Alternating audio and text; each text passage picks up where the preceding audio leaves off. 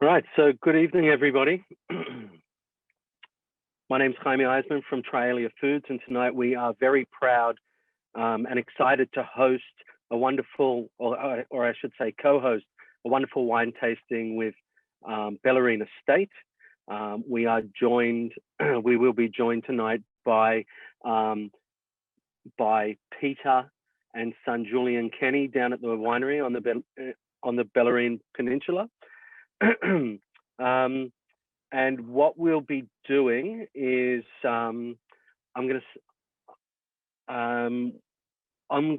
to just give you a bit of an intro, and then I'll pass it over to them.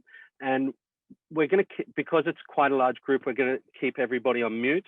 If you do have any questions, and I encourage this, please write a question in the chat. And I think in between each wine, I will pitch your questions at Peter and Julian. The 5 wines we are going to do tonight are in order, so you might want to set them up. We're going to be starting with the Sauvignon Blanc, then the Chardonnay, followed by the Rosé, then the Pinot Noir, and finally the Shiraz. Hopefully you've got 5 glasses there. If you've only got one, no big deal. Also, please have some water nearby. It's good to cleanse your palate in between each wine. And if you've got one wine glass, good to clean your wine glass as well. At the end of the wine tasting, we will be running a very special Hanukkah promotion for Bellarine Estate. So stay tuned for that. And if you do have to go, don't worry, we'll send you an email about that. So Bellarine Estate, it's a family winery founded in 1996 by Peter and Lizette Kenny and their son Julian, who is the winemaker. They are an award-winning premium cool climate winery, and together with Trialia Foods, we're very excited to present to you their kosher range, the Bellarine Estate Sappir. I'm going to hand it over to you, Peter and Julian, and we'll speak to you soon. All right, we're off, got ourselves off mute. Perfect. Welcome, everybody. Thank you for taking the time to join us tonight. This is super exciting for us as well. I'm Peter Kenny, my son Julian, just to get that part of the formalities out of the way.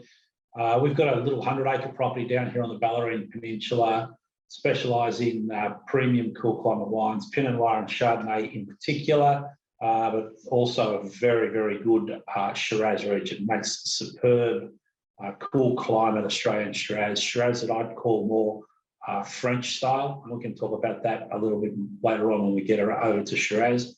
But this is a super exciting project for us. Akiva and the team from Trialia approached this. It would have been late 2018 now, so 2019 is our first vintage from memory. And obviously, by the time we got it to the market, COVID has put everything a little bit on hold, and this is really the big launch for the wines. The key objective that both of us had was to ensure that we were making a kosher wine as close as possible to the tradition of the Bellarine Estate wine. So bringing you a premium Australian cool climate wine that was kosher and not pasteurised. That was one of the really important things from both Trialia and our part, was that pasteurising the wine it really takes a lot away from the flavour and what we can try to call in the wine industry sometimes just the funk, just that little bit of extra taste, extra flavour that you get in, extra layers of complexity in the wine. You lose a lot of that. The process is really, really interesting because, while Julian will say he's the winemaker, Akiva probably truly is the winemaker. He's our apprentice winemaker, I guess, when it comes to making kosher wine, because he has to do all the work under our guidance.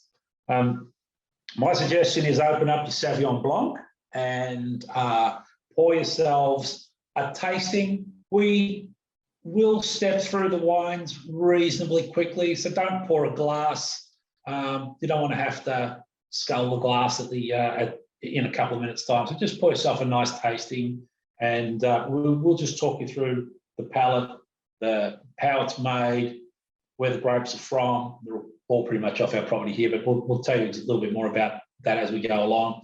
As Jaime said, just shoot the questions through on chat, and we'll try and answer them. And we've got plenty of time afterwards if anyone wants to actually jump online and ask some questions. We're happy to do that at the end, but we'll just try and step through this in the next sort of 40 minutes or so.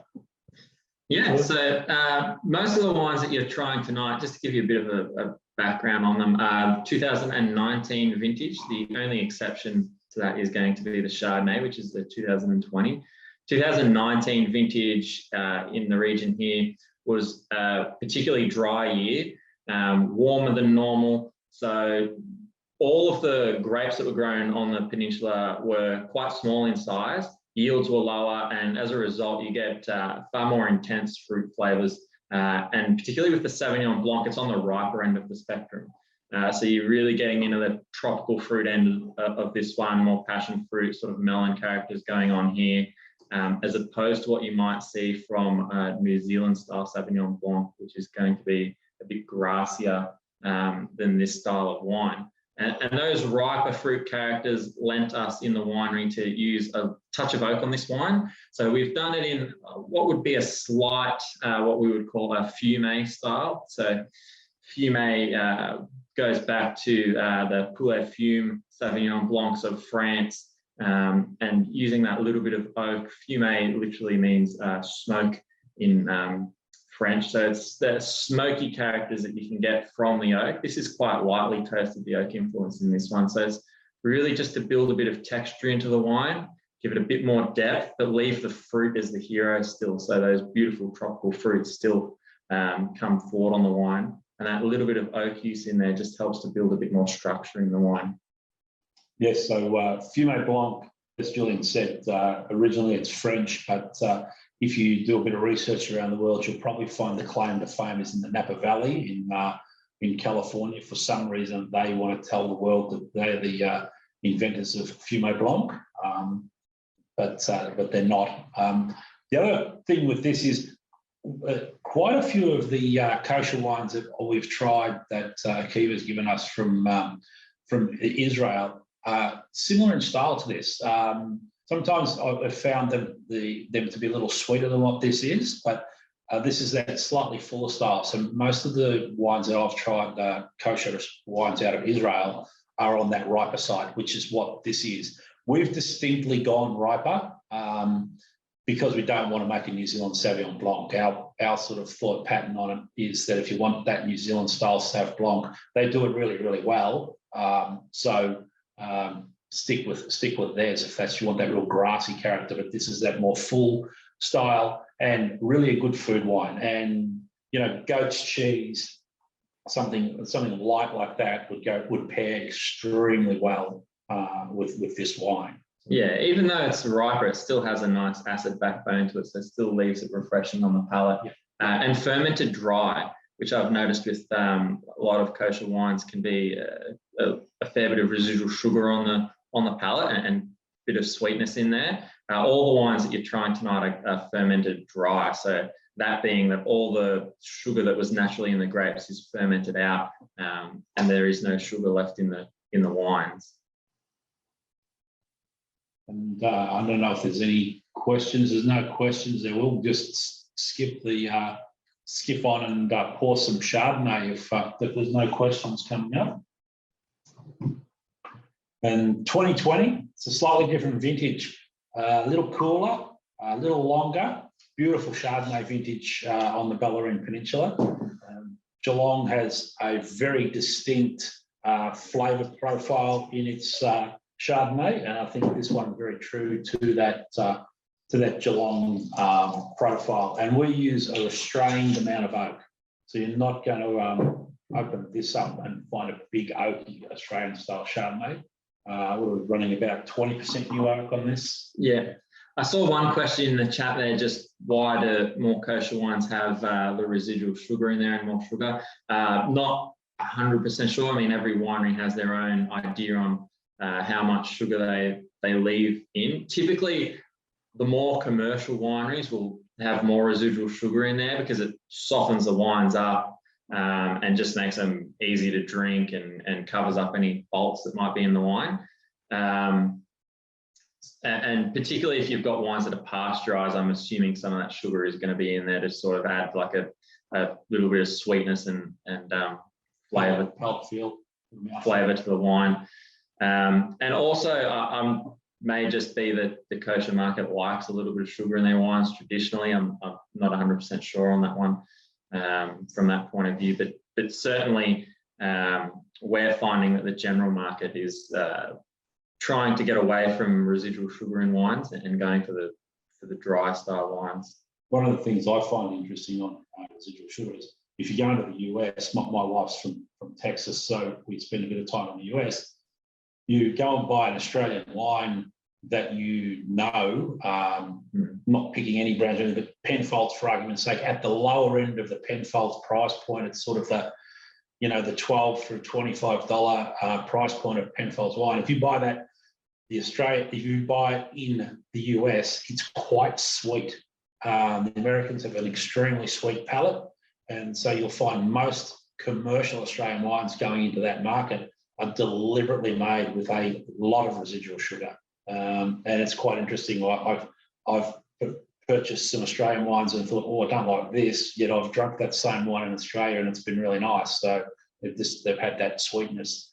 Yeah. Once you go up the price point a little bit more to something like where we wouldn't send our wine with any residual sugar into the US market because you've gone into the next sort of layer of wine drinker. Yeah. I'll jump into the Chardonnay real quick and come back to the question on screw caps in a minute. So just on this Chardonnay, I know Dave touched briefly on it. This is what we would call sort of a more modern Australian style Chardonnay.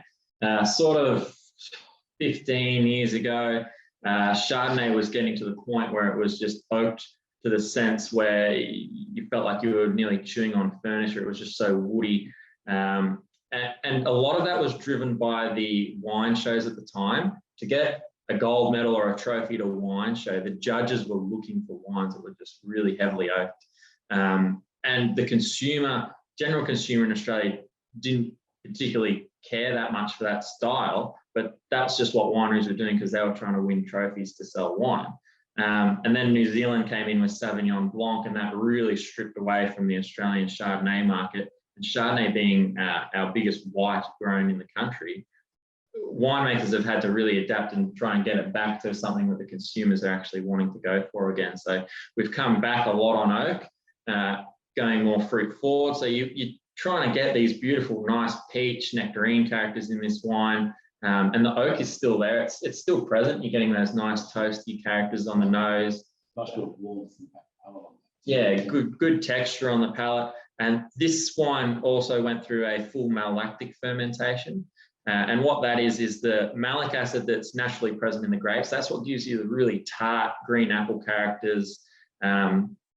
We allow it to get converted through bacterial fermentation and converted into malic acid, into lactic acid, sorry. So the lactic acid gives you that softer, creamier mouthfeel, which is often described with Chardonnay, and that's where that comes from, and the buttery characters from a malolactic fermentation. So it makes the wine softer and also gives it far more texture. So from a food point of view, this wine's fantastic. Yeah, I think as Julian was alluding to, what happened, Chardonnay is probably the second most grown grape in Australia behind Shiraz. And the market just got cleaned out by New Zealand with that really grassy, fresh Sauvignon Blanc. As the Australian Chardonnay market became more and more oaky, it became less drinkable. And the industry, for a long time in the industry, it was said that if you had a bronze medal winning Chardonnay, you had a wine that the people would drink. And if you had a gold medal or a trophy wine, then typically people were only buying it because it won a trophy, not because they liked it. And the Australians have just probably in the last 3 or 4 years realised they need to let the fruit shine through a bit more on their Chardonnay, back the oak off. You're seeing a real different style of Chardonnay in the market now. Now, you just touch on, you said screw caps and cork. describe screw cap and cork in a really simple fashion. Do you like driving a 2020 style motor car, or would you prefer to drive a Model T? And that's about where cork and screw cap come. Cork's a traditional closure, you know, hundreds and hundreds of years, possibly thousands of years old, because that's what they had. Every other drink around the world, I think, bar wine, has got out of the cork closure as quickly as they can into some form of what we call a Stelvin, but it's like an ROPP, like a roll-on pilfer-proof style cap. It seals the wine in properly, so the wine, that when you open it up, that's the way we put it in there. Corks have a real problem of cork taint, and it can appear in wine in half a dozen different ways. Not a lot of people can pick it up. I've got a really good palate for corked wine. Most people miss it. It's usually only picked up when it gives you a real musty, wet cardboard style character. You open up the wine and it's just dusty and you can smell wet cardboard. That's the number one fault. That's the big fault with a cork wine, when it has a cork taint. But it can do subtle things too. Just dull the nose, dull the palate. When you work in a cellar door like we do and you're pouring wine every day to customers, one of the things that we noticed very early on, we used corks for 3 or 4 years, was you'd pour a Shiraz, customer would say something to you about it and you think, oh, that's not what my wine tastes like. And you pour yourself one and try it and go, it's subtly corked wine. And we would see that from time to time. So yeah, from a winemaking point of view, Stelvin is just the way to be. Yeah, so the next question there about how you store a corked wine is one of the other reasons why moving away from corks is preferential for most wineries these days.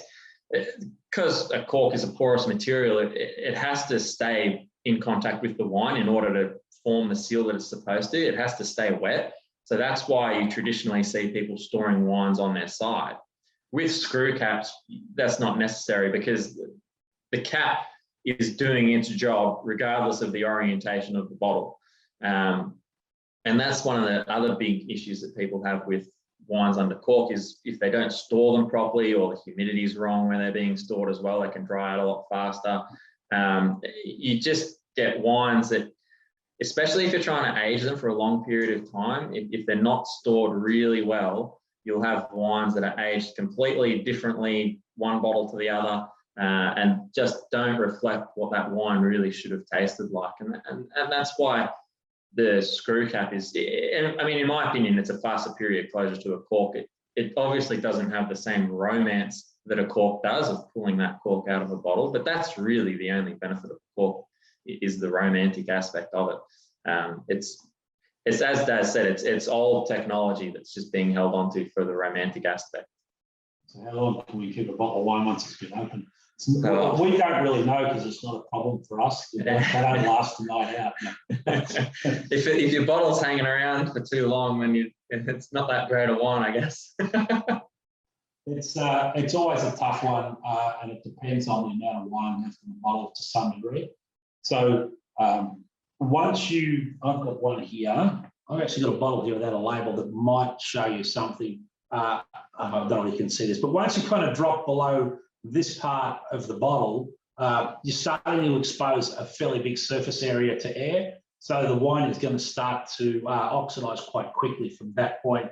And then the less there is in the bottle, the more oxygen there is in there, so the more that's going on. Reds will keep a couple of days, 2 or 3 days, if you put the lid back on them. There are some neat little devices around that are not that expensive that you can put on the top. But one of them is like a vacuum pump. You can put it on the top, suck the air out, and then screw the cap on. They'll give you a little bit of extra life. There's also the ones that drop a bit of nitrogen gas on top. They'll do it as well. It's a matter of, how long am I keeping it and what am I going to do? For me, 2 or 3 days kind of sees it out, and then probably it's still good for cooking wine for about a week. But that's one of the other things that we always tell people if you're cooking with wine, if you can't drink it, don't cook with it, because it's not going to help the food. If it doesn't taste any good as a wine, it's not going to help the food when you put it in the food. Yeah. So just before we move on to the rosé, real quick, one question was about aging this wine. Chardonnay is the white wine that people age, and typically that's because of the oak influence on the wine. There's a few natural antioxidants in wine, and one of them is tannin, which you typically only get in red wines, and that's through the extraction from the skins. But the other way of getting tannin is through oak. So that tannin that you get from the oak helps the wine age a lot longer. And just because they're a big structured wine, I mean, that Chardonnay in particular, I think that's going to be fine for 5 to 10 years easy. That's a 2020 vintage, so it's still, for Chardonnay, reasonably young. So yeah, I don't see an issue with going 5+ years on that one. Another thing about aged wines is there's a real different character that happens, as Julian was alluding to, different things in them. Red wines, to me, age far better than white wines. What happens to white wines is they will get that honey and kerosene character start to come into them as they get older. So if you don't like that sort of more kerosene character, then don't age your white wines, because that's what they're going to do. I don't mind a Chardonnay that's like that. Semillon is another fabulous wine. Like most of your Hunter Valley Semillons, you want them to be 20 years old because they've picked them with so much acid that's the kind of wine that's going to sit in the bottle for 10 or 15 years before it's really ready to drink and settle down. But yeah, so to me, 10's probably a long time for Australian Chardonnay. I'm not a monster fan. Chardonnay's my favourite, but I'm not a monster fan of Chardonnays much over 10 years old in Australia. I haven't really seen a lot of them that stand up that well to that level of aging. So I don't know whether it's our style or what we do, but I personally think that they're best drunk before they're 10 years old. Yeah. So we're moving on to rosé now. So go ahead and finish your Chardonnay if you've still got a little bit left, and pour yourself some rosé. This is back to 2019 vintage. Again, was that slightly drier year. This is 100% Pinot Noir rosé. So in terms of winemaking, Pinot Noir is the variety for premium rosé.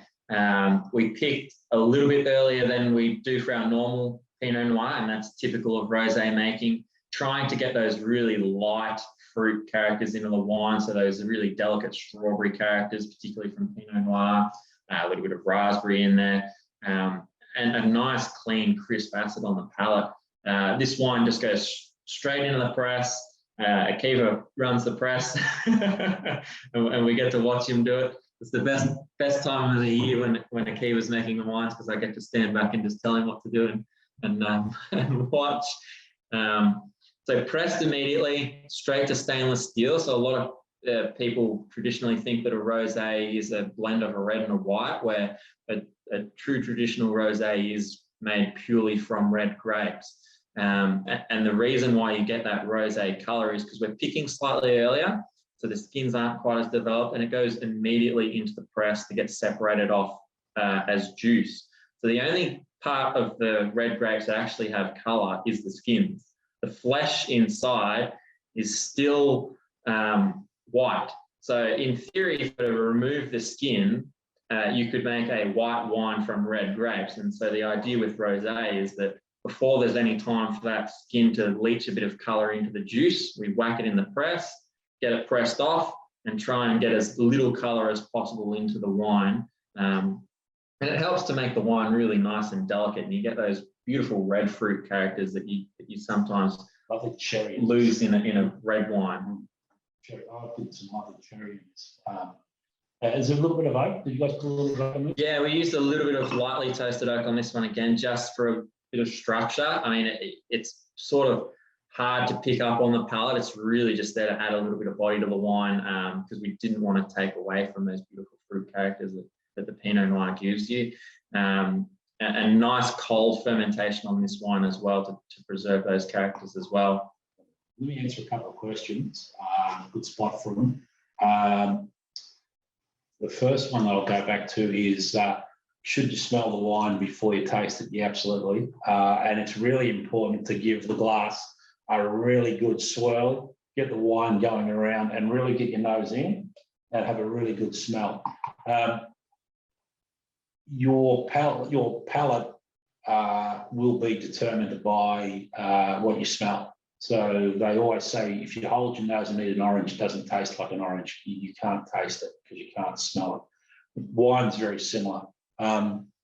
We swirl the air into it because we're trying to lift the aroma out, trying to get the alcohol to evaporate out and bring the aroma flavours with it, which leads me to something we haven't sort of touched on yet. But in Australia, one of the things we do is drink white wine way too cold and red wine way too warm.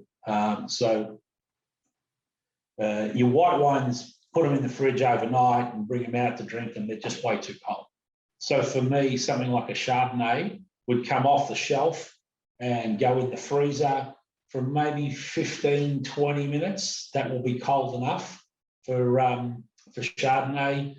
Maybe a touch colder if you're going to do a Riesling or a Sauv Blanc or something like that. You might want to take that a little bit colder. But one of the problems with getting wine really cold is it locks up the flavour. And one of the ways it locks up the flavour is it stops the alcohol from evaporating. And the evaporation of alcohol is a little bit of your friend in getting the aroma out of the wine and getting the characters out of the wine. And consequently, you have exactly the same problem with red wine. So when we drink it here in Australia and it's a hot summer's day and you pull it off the shelf and the bottle of wine's probably getting up close to 20 degrees, the alcohol's coming off so fast that you smell that wine and you think, whoa, this is a big alcoholic hot style wine, when in fact it's not. It's just the alcohol's evaporating quite fast. So nothing wrong with chilling a red in the middle of summer. Wouldn't put it in the freezer, but I might put it 10 or 15 minutes in the fridge just to knock the temperature off it and get it down a little bit. Kind of want to drink your reds 12 degrees, want to drink your whites 8 degrees, somewhere in that range. Yeah. That's where the wine fridges are really good. You can get some of these wine fridges that are varying temperatures. Put your whites at the top and your reds at the bottom, exactly how they work, and they'll keep each different zone temperatures at different zones. And then the second question that I've got there is, how do we get the strawberry and raspberry flavours in? Well, we don't add strawberries and raspberries. That is just the character of the flavour profile in the grapes. Wine is the only fruit juice that I know of. But you never describe it tasting like you never say it is. It tastes like Pinot Noir grapes. No, that would be boring and wouldn't give me much for my back label and wouldn't be finished now, because I would have told you the first one tasted like Sauv Blanc, the second one Chardonnay, this one Pinot, the next one Pinot, the next one Shiraz. Bye. People are always looking for what are those other characters in there. And so the fruit style characters are coming from the grape. The chocolate, the caramel, the toastiness, that's coming from the use of oak. So the two things, the only real additive you can use in winemaking is oak. And so that's how you introduce some of those other characters. Yeah, additive from a flavour point of view. And just while we're on that point, all these wines are basically unfined and are lightly filtered. So they're vegan friendly as well as being kosher, because we don't use, on the reds, they're completely unfined. So they're as natural as they can possibly be. Basically what we call in the industry a minimalistic approach to winemaking, trying to leave as much of the character of the wine that was in there at the very start. And yeah, as Dad was saying, that those flavors come from the different varieties. If you walk through the vineyard just before harvest and you taste a Pinot Noir grape, and then you taste a Shiraz grape, they have completely different flavors. And we use the strawberry, raspberry characters to describe them so that it's relatable to something that you've had before. Because for me to just say, oh, well, that's what Pinot Noir tastes like, it means nothing to most people. And we also have different clones of the varieties, and particularly with the Pinot Noir that we used in this rosé, this is what we call a D5V12 clone.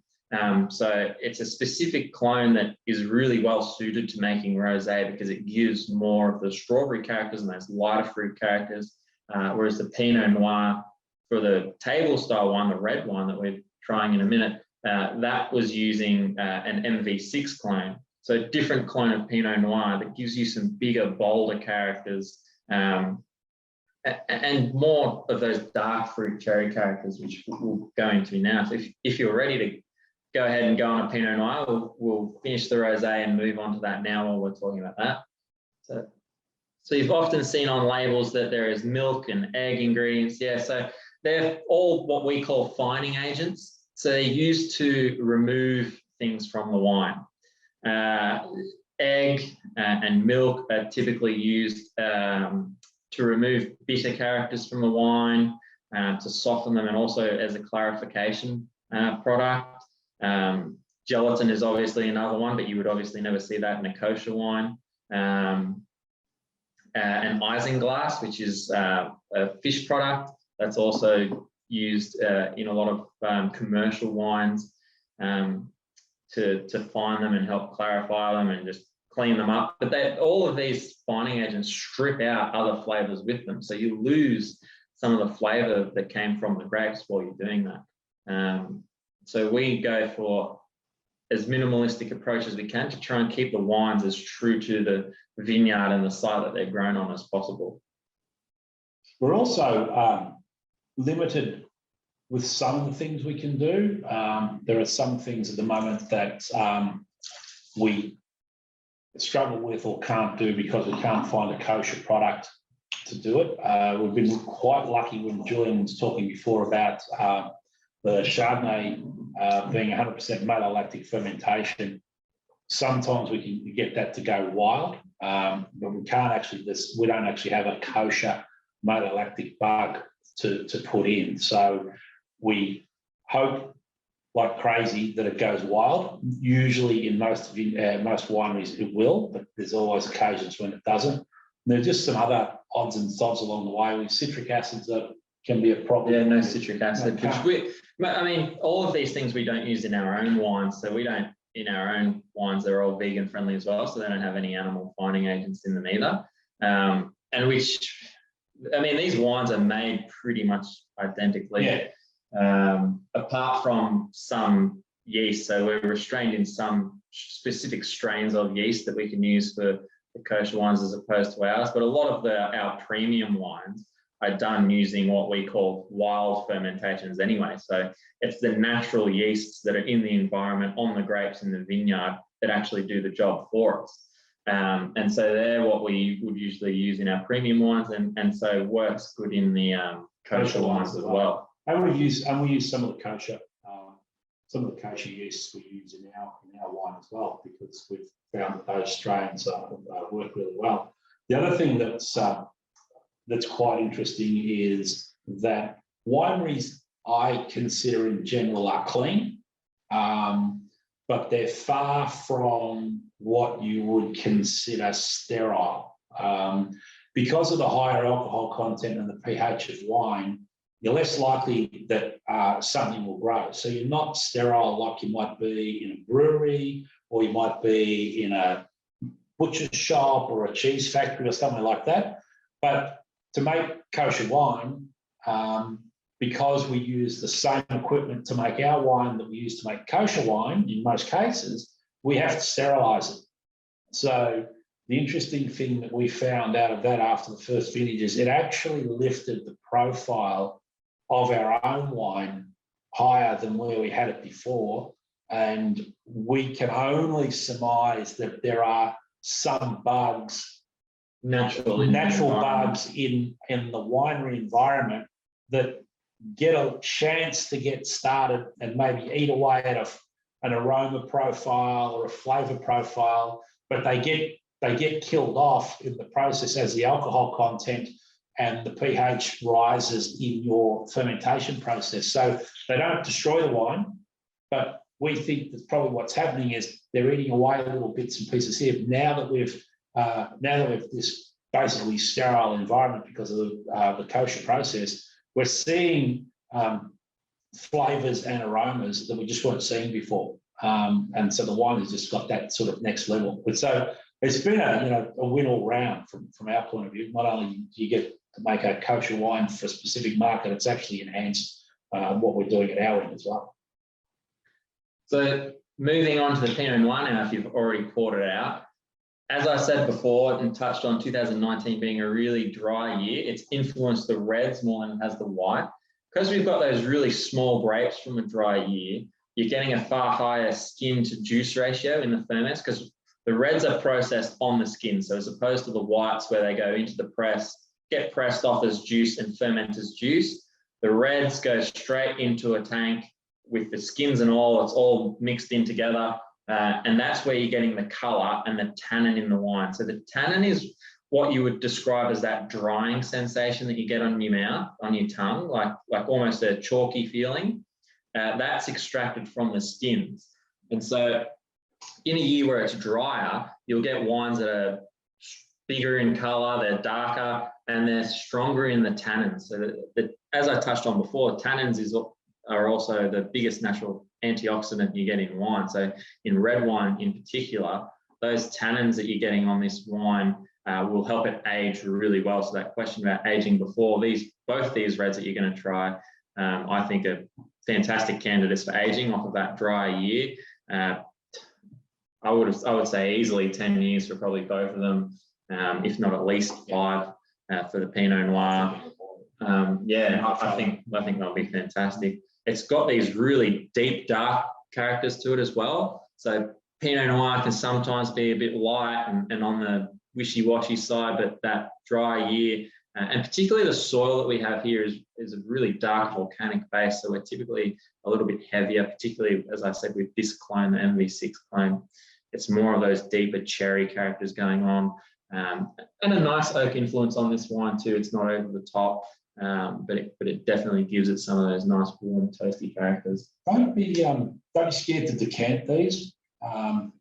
One of the things that we're very strong on is wines, I say under 10 years old, but definitely under 5 years old that are under Stelvin cab, under screw cab, reds in particular, will go really well with decant. And I mean a rough decant. So I'm talking about getting your decanter out and pouring it in. Just let the air get into it, swirl it around a little bit in the decanter, sit it on the table and give it half an hour. And let the wine open up. And because a lot of these, they're young, they're tight, the Stelvin keeps them really closed, so won't hurt to put a bit of air through those wines. And that's a completely different process to an old wine. So if you had a 20-year-old wine that was under cork, yes, you'll decant it, but you're not going to decant it to aerate it. You're only going to decant it to separate it off any sediment that's in the wine. So in that case, you're doing a very, very slow pour. You're watching the wine. As soon as you see sediment, you stop pouring. Sometimes you even put a little, bit of filter paper or something just to get the rest of the wine, but keep the sediment out. But once you've opened it, decanted it, and a 20-year-old style wine, drink it. It's already aged. It's already seen air. It doesn't need to be left for half an hour or an hour. But young reds definitely will give you more pleasure if you spend that half hour decanting. I think that's one of the biggest misconceptions people have around decanting red wines is that the only reason you're decanting an old red wine is to remove the sediment. It's not to introduce air to the wine because, as I said, it's aged. It's had that slight micro-oxidization over that time in the bottle. It's a young wine that needs that. They're the ones that really need to decant because they haven't had that air exposure. So you'll benefit far more from decanting a young red wine than you will an old wine, other than this obviously sediment removal on an old wine.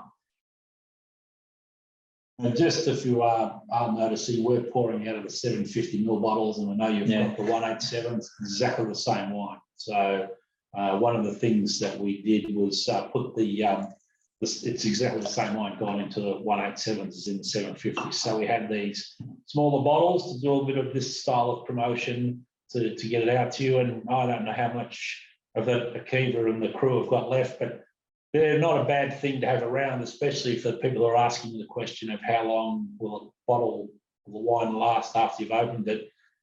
Those 187s are probably 2 glasses in reality. One and a bit. Yeah, one and a bit, but they're quite nice for just 2 people, or quite nice if you're just on your own and want to have a glass of wine. The other one is quite often we'll find at our place, who wants a glass of wine? And no, I'll have a Chardonnay, but I want a red. Perfect. Grab the 187s and have one of each, and away you go. Moving on to Shiraz, I poured a little bit more Pinot because that's it's a really nice it's Pinot. a really good Pinot. I know we didn't make it. Our Kiefer made it, so it's a really good wine, Kiefer. Well done. So, question about how the tannins will change over the next 10 years of aging. I mean, obviously, as I was touching on, the tannins are your biggest antioxidant.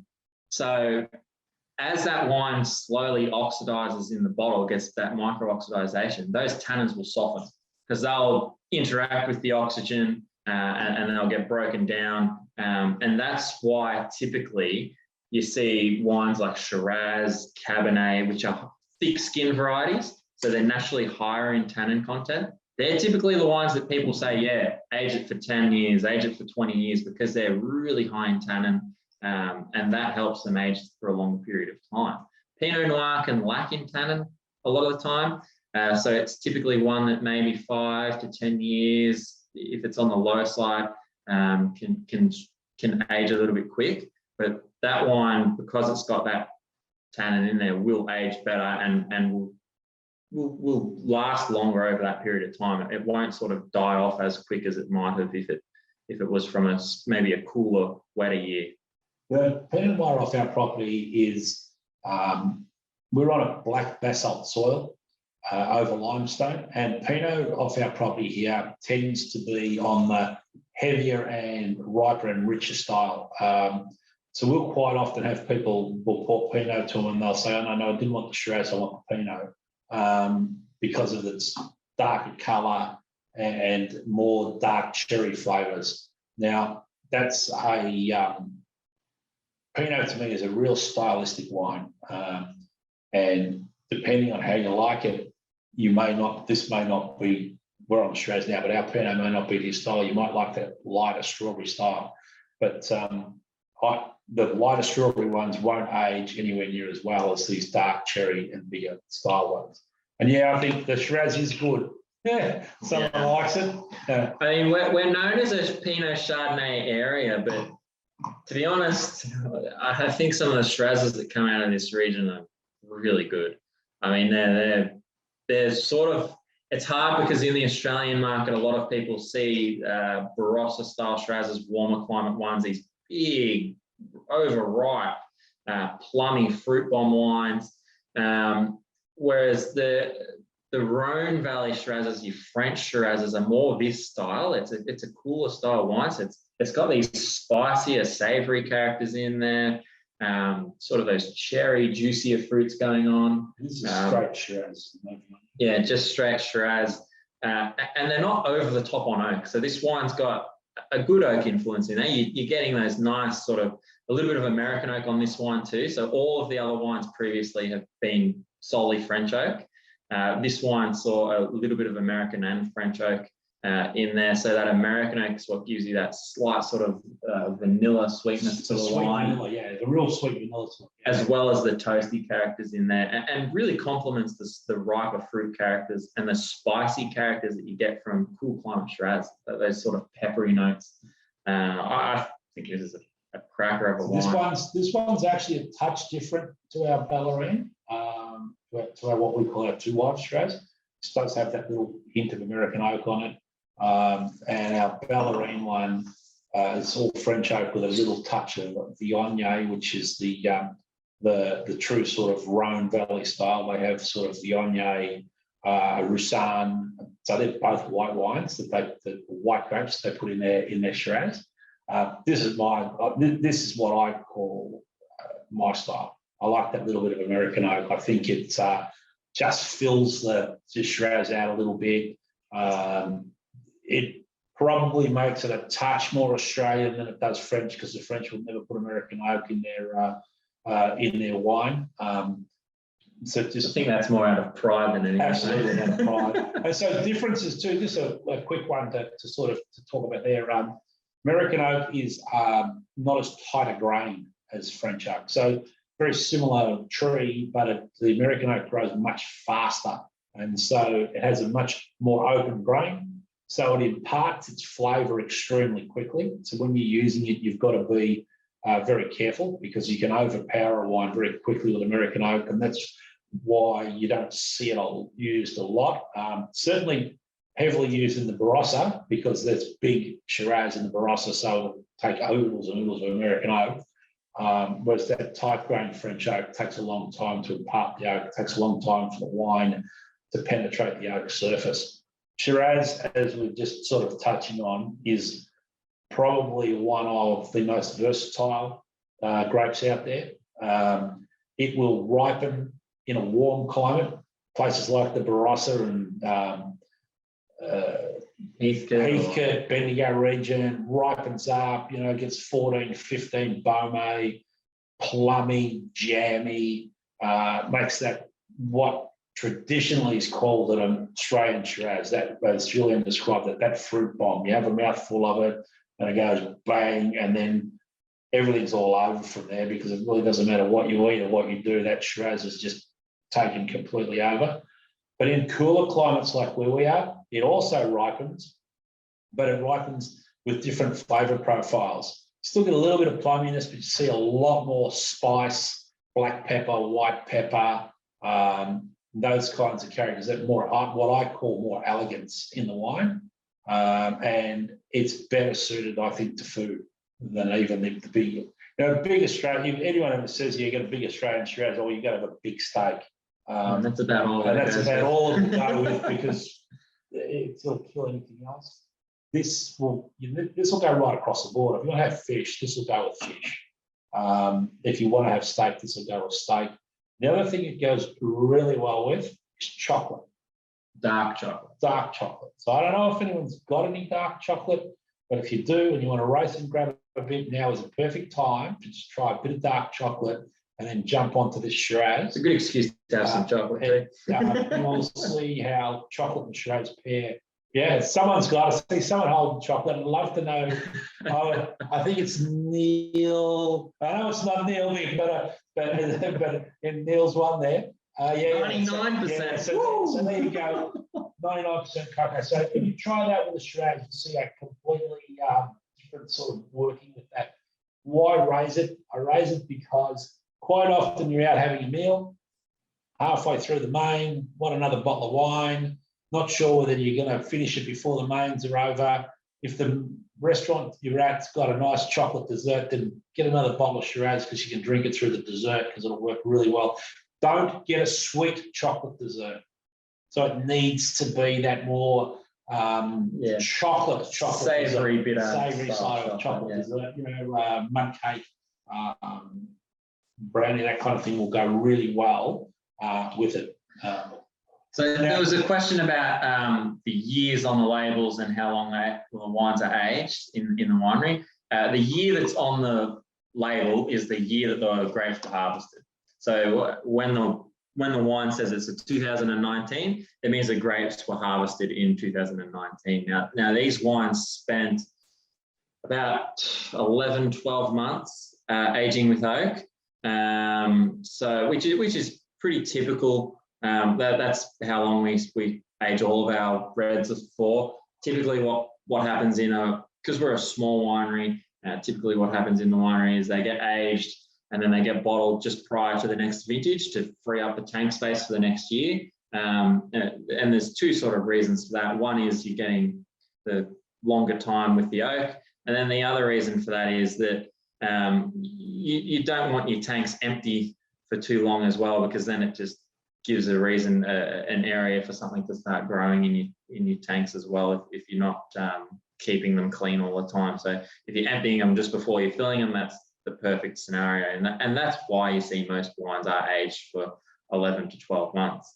And it works perfectly too with barrels and stuff like that. So when you're using oak barrels, you can give them a quick rinse and put the next vintage in, and you're not worrying about anything growing in the barrel that you don't want to to be in there, because barrels are the number one source of problems in winery.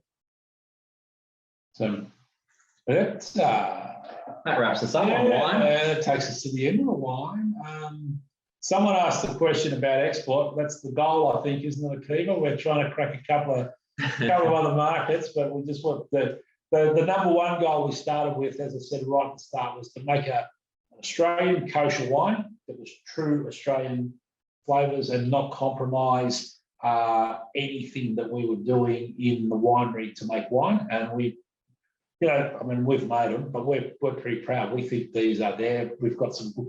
We've got some great ratings. We've sent some of our wines off, and our Shiraz off for 94 points. Sent the kosher wine off for 94 points. So, you know, they're right there. They're not absolutely identical, but we're deliberately not absolutely identical because we don't see any point in having two wines in the range that taste the same. So we try to be a little bit different because we see this as not only a kosher wine. This is a wine that everyone should be able to enjoy.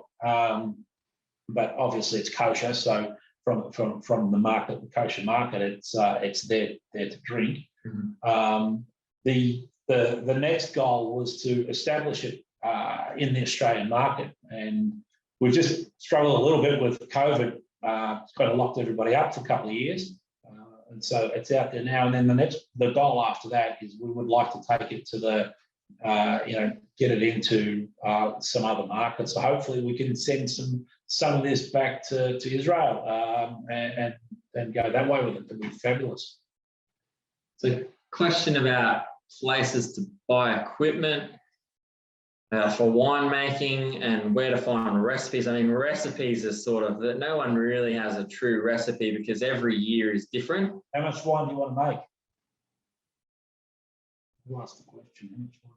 You want to? I don't know. You want to let them open up their mind, but how much do you want to? One of the things that we do is we do give you the opportunity if you want to come down and make your own wine. But you need to make a bid to make your own. And it's probably a little more difficult to kosher.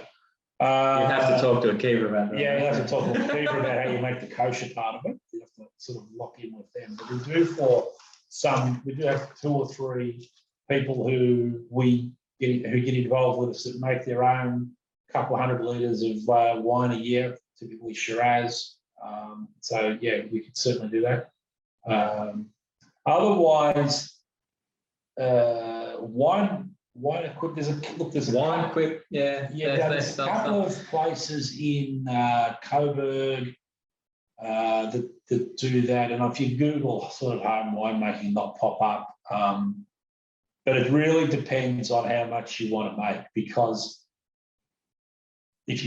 what your end goal is, because you'll spend a few dollars getting all the right equipment to make it, and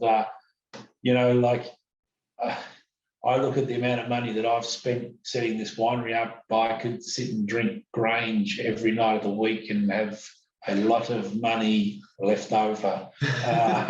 So sometimes you're better off rocking up down to one of Akiva's stores and buying some nice wine from there, because if you're doing it for the fun of it, whole different story. So the question about bugs, I mean, Dad says bugs, but it's sort of more of like not bugs as in insects, it's microbiology kind of stuff, microorganisms, yeasts, and bacteria. So, I mean, they're the 2 things that are doing all of the hard work in wine. Yeast is obviously doing the alcoholic fermentation for us. So it's converting our sugar into ethanol, alcohol. And then the other main one is malolactic bacteria. So that's what provides us with malolactic fermentation, which happens across all of the reds in these wines, and the Chardonnay is the only white that we allow that to happen in. And as I said, that's converting malic acid into lactic acid, which helps soften the wines and give them that sort of creamier texture. There was one other question, and sorry, back on the recipes about wines. There's no real recipe for winemaking. Every year is different. So depending on what the grapes are like and what the growing year has been like, we will will influence how we treat the wines in the winery. I mean, if it's a warm year, we may use a little bit more oak. We may let the grapes spend a little bit more time on skins. If it's a cold year, we may not let them spend as much time on skins. We may use a bit less oak. I mean, it really depends on what the grapes look like at the time as to what we do with them. And being a small winery and vintage wines, that's sort of the joy of them, is that they're different every year. They're not identical every year like you would get from big commercial wineries. If you're going to make wine at home, my suggestion is if you haven't done it before and you're going to make it at home, certainly make red wine. Don't make it white. White really requires refrigeration and a lot more expertise and a lot more equipment to make it. There are a couple of problems, and I don't actually know how you can make kosher wine at home. I don't understand. I understand the process of making kosher wine extremely well, but I don't know how you do it at home on your own. So you'd have to seek your own advice on it from that front. But you really need to get good grapes. So at the end of the day, wine is made in the vineyard. The wine is made in the vineyard. I don't really care what you bring me in the way of grapes. If they're no good, there is no way I'm going to make a nice wine out of them. So winemakers can really, if the vineyard has done its job properly, winemakers can only muck the job up. But if the vineyard hasn't done its job properly, winemakers are really caught with a problem of how do we cover it up, what do we do? And typically the only sort of saviour is to just throw a lot of oak at it. And sugar. Oak or sugar to make it taste like something completely different. And if it's white wine, typically what they'll do is chill the hell out of it when they serve it to you, so you can't taste any of the faults. The other one to don't fall for, we hear it a lot in the Australian wine industry, especially when you're tasting wines out and about. Someone will say, "Oh, it's going to get better with age. Don't worry." No, it's not. It's not drinkable now. It's not drinkable in 10 years' time. Yes, tannins will soften in red wines. So if you tried a wine, liked the flavour, but thought, "Oh, it's just dried my mouth out. It's really tannic," that wine will improve with age. But if you try a wine and think, "Oh, it just tastes terrible. It's got some really bad character to it," that bad character is going to be in 10 years' time, probably more pronounced because the tannin's going to soften out and the bad characters. So the old, it's just been bottled, it's going to get better. Yeah, right. I don't subscribe to that.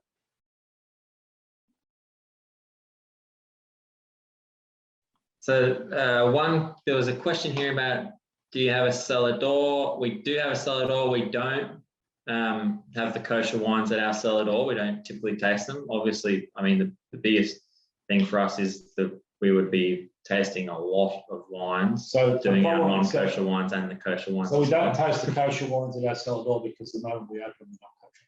Yeah, and that's the other thing too. So we don't have, none of us are observant Jewish. Yeah. So the moment we crack the wine, it's not kosher, so we can't do that for you, unfortunately. So this is a genuine joint partnership. So from Bellarine Estate's point of view, at the moment we don't even have it on our website to buy, but that's something that we'll talk with Akiva and the guys about, because we are getting more and more people coming to us wanting to buy the kosher wines. We need to look at that, but we've put this partnership together with them. They're helping us make the kosher wine. We've got the expertise to be able to show them how to do it, and then we're leaving the marketing and sales of it to them. But we've put it under the Bellarine Estate label to back up that original goal of delivering a kosher wine that truly is an Australian wine. Yeah, and I know, correct me if I'm wrong, but I'm fairly certain that because these wines are kosher for Passover, that is one of the reasons why we can't open them, because they're not pasteurized. I think if they were pasteurized, we would be able to open them. I can't remember exactly, but correct me if I'm wrong there, Akiva. Because these are unpasteurized wines, they're sort of unadulterated wines. they have to be. I don't think we can serve. Yeah, we can't actually serve the wine and it still be kosher, as opposed to That's a correct, pasteurized wine. Yeah, yeah. So someone asked the question, what do we do tasting so many wines to mitigate liver damage and hangovers? So, I mean, in the winery, it's a bit of a fun one. That's why we spit wines when we taste them.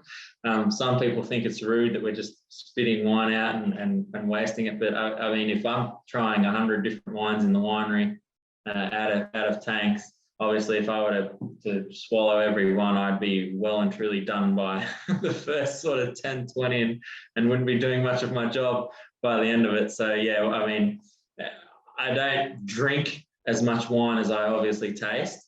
And that's sort of the biggest one there. Water's your best friend with wine. So the more water you can drink, the more water you can drink, the less dehydrated you'll get. And the other thing with drinking a lot of water when you're drinking wine is it'll make you drink less wine.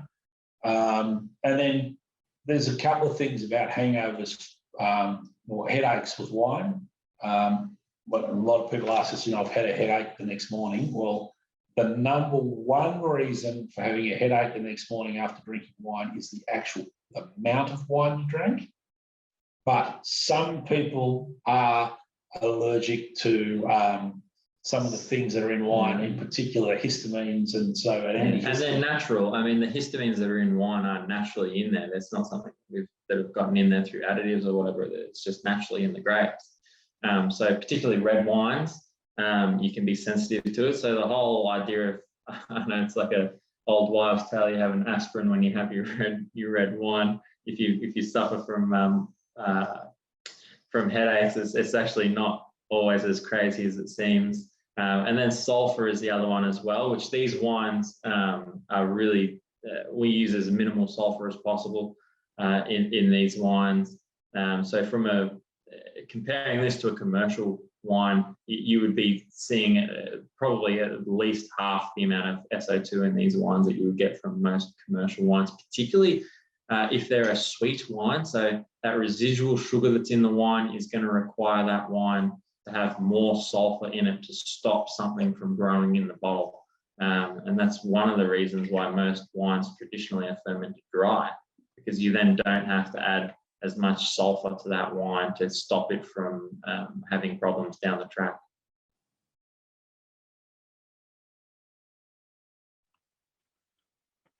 Awesome. Thank you so much, Peter and Julian. Might wrap it up, and I'll just tell everybody we really hope you enjoyed the wine tasting. We are going to be running a Hanukkah special from now through till the end of Hanukkah on the 6th of December with all of our partner outlets. So you can get that special by heading online to geffenliquor.com.au or heading to the Geffen store if you're in Melbourne. If you're in Sydney, you can head to Krinsky's in the eastern suburbs, or if you're on the north, you can head over to Porter's Liquor St. Ives. Once again, Peter and Julian, thank you so much for joining us here tonight from Geelong. And also a big thank you to the team at Trialia who helped put all of this together and make it happen. We'll shoot you all an email so you've got those details. We hope you really enjoyed it, and please look out in your emails for our future tastings. Thank you so much. Thank you very much. Thank you for having us. It was a fantastic night.